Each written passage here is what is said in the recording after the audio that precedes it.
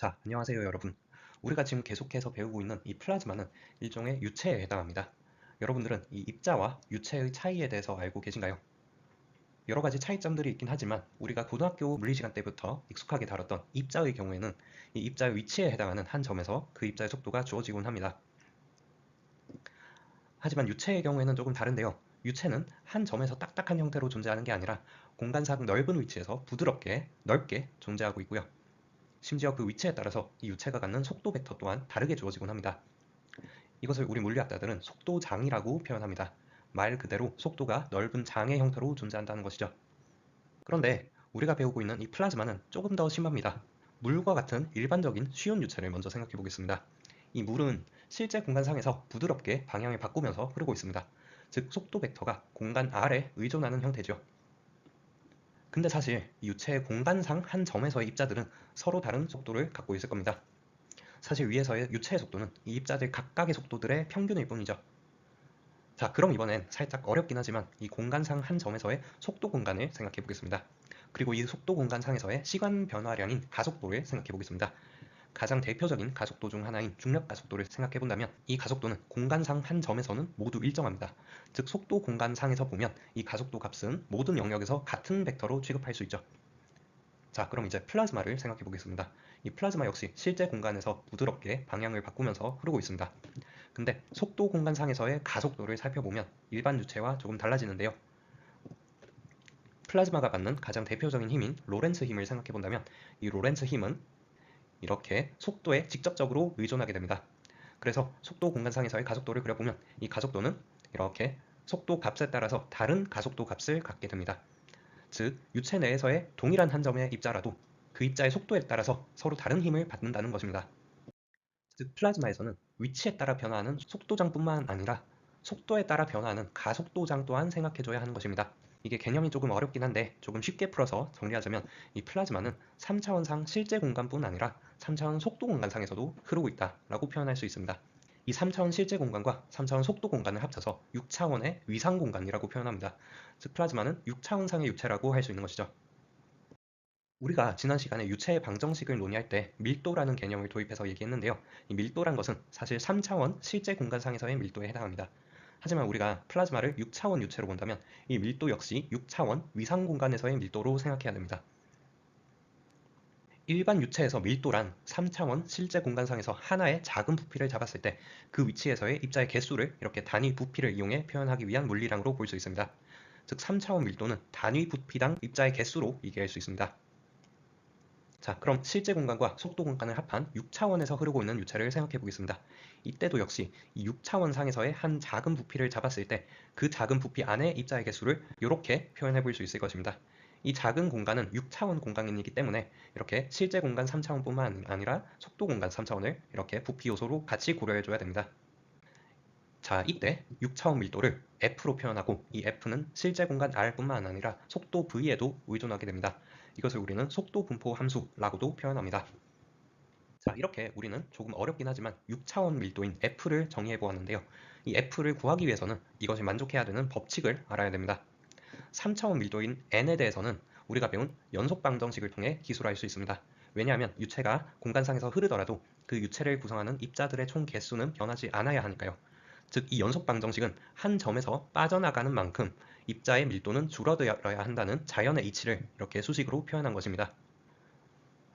자, 사실 6차원 밀도에 대해서도 동일합니다. 6차원 상에서 흐르는 유체도 역시 그 입자들의 개수는 보존되어야 되기 때문에 이렇게 6차원 상의 연속 방정식을 만족해야 됩니다. 이 방정식이 길어져서 조금 어려워 보이긴 하지만 사실 원래 3차원 공간상에서의 빠져나가는 양만 있던 곳에 이렇게 속도 공간상에서 빠져나가는 정도를 추가한 것이죠. 즉 여기서 흰색은 실제 공간상 빠져나가는 정도, 녹색은 속도 공간상 빠져나가는 정도를 의미합니다. 이렇게 6차원의 한 점에서 입자들이 빠져나갈수록 그 밀도 F는 줄어들어야 정당하다라는 이치를 이렇게 수식적으로 표현한 것이라고 볼 수 있습니다. 그리고 중요한 점이 하나 있는데요. 우리가 6차원으로 생각하겠다는 말은 실제 공간 R과 속도 공간 V를 더 이상 서로 의존적인 물리량으로 보지 않고 서로 독립적인 좌표 값으로 보겠다는 의미입니다. 실제 공간상에서의 X와 Y가 서로 독립적인 좌표인 것과 마찬가지입니다. 이러한 수학적 성질을 활용하면 앞에서의 6차원 연속 방정식에서 다이버전스 항들을 이렇게 바꿔줄 수가 있게 됩니다. 이 방정식을 우리는 플라즈마 물리학에서의 가장 중요한 방정식 중 하나인 블라소프 방정식이라고 부릅니다. 앞에서 우리가 블라소프 방정식을 유도할 때 6차원상에서 입자의 개수가 보존된다고 말했습니다. 하지만 사실 엄밀히는 이 입자들은 서로서로 충돌을 하면서 속도를 주고받거나 속도를 변화시키기도 합니다. 이렇게 입자들의 속도가 갑자기 확 변하는 것은 입자가 속도 공간상에서 순간이동하는 것처럼 보이게 됩니다. 이렇게 순간이동을 한다는 것은 한 점에서의 입자의 개수가 더 이상 보존되지 않는다는 말입니다. 그래서 사실은 이 앞에서 우리가 보았던 블라소프 방정식에서 우변은 더 이상 0이 아니게 되고 이 충돌에 의해서 발생하는 변화량을 충돌 오퍼레이터라고 표현합니다. 우리는 이것을 볼츠만 방정식이라고도 표현합니다. 즉 볼츠만 방정식에서 충돌을 무시한 경우를 블라소프 방정식이라고도 할 수 있는 것이죠. 사실 플라즈마에서 이 충돌 오퍼레이터는 여전히 어려운 난제 중 하나입니다. 그래서 우리는 종종 이 오퍼레이터를 0으로 무시하거나 혹은 경험적인 근사식을 활용하기도 합니다. 다행히 우리 핵융합 플라즈마와 같은 초고온 상태, 즉 입자의 속도가 아주 빠를 때는 이 입자들 간의 충돌수가 아주 낮아서 0으로 근사해도 큰 문제가 없게 됩니다. 이게 사실 직관적으로는 조금 이상하기도 한데요. 왜냐하면 우리가 당구나 포켓볼을 칠 때 입자를 빠르게 칠수록 다른 당구공들하고 더 많은 충돌을 하게 됩니다. 하지만 쿨롱 힘을 받는 이 전자와 같이 아주 작은 스케일에서는 전혀 다른 일이 발생하게 되는데요. 만약에 이 입자가 느리게 움직인다면 주변 입자들과 오랫동안 상호작용해서 더 많은 영향을 주게 되는데요. 이것을 우리는 충돌을 한다라고 표현합니다. 반대로 이 입자가 아주 빠르게 지나간다면 주변 입자들하고 상호작용할 틈도 없이 이렇게 빠르게 지나가 버리기 때문에 사실상 충돌이 발생하지 않는 것과 다름없게 되는 것입니다. 사실은 이것은 더 어려운 개념이긴 하지만 이 정도 직관으로 이해하셔도 우리 강의에서는 큰 문제가 없을 것 같습니다. 실제로 엄밀하게 이 수식을 이용해서 충돌수를 계산해 본다면 이 충돌수는 속도가 빠를수록 V의 3승에 반비례해서 작아지는 것을 확인할 수 있습니다. 혹은 온도로 생각한다면 온도의 1.5승에 반비례해서 충돌수는 감소합니다. 특히 핵융합 플라즈마의 경우에는 1억 도 정도의 어마어마한 온도를 가지고 있기 때문에 이러한 환경에서 플라즈마 입자들은 사실상 서로서로 거의 충돌하지 않는다고 봐도 무방하게 되는 것입니다. 자, 오늘 우리가 배운 블라소프 방정식 혹은 볼츠만 방정식은 사실 지난 시간에 배웠던 유체 방정식들의 근본이라고도 할 수 있는데요. 왜냐하면 6차원상에서의 블라소프 방정식을 속도 공간에 대해서 잘 접근해준다면 우리는 이전 시간에 배웠던 유체 방정식들, 연속 방정식, 운동 방정식, 상태 방정식들을 유도할 수도 있게 됩니다.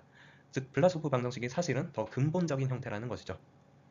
그래서 우리는 이 6차원 유체의 이론을 제1원리 혹은 근본 원리 이론이라고 부르고 혹은 이것을 키네틱 이론이라고도 부릅니다. 자, 오늘 마지막으로 우리 토카막과 같은 환경에서 더 적합한 이론을 하나 소개하면서 마무리하려고 하는데요. 토카막과 같이 자기장이 센 곳에서는 우리는 플라즈마 입자가 이렇게 자이로 모션을 하는 것을 배운 바 있습니다. 이 자이로 모션에서는 자기장의 수직한 방향으로는 원형 대칭의 운동을 하게 되고 이때 속도 성분을 접선 방향 속도값 하나로도 표현할 수 있게 됩니다.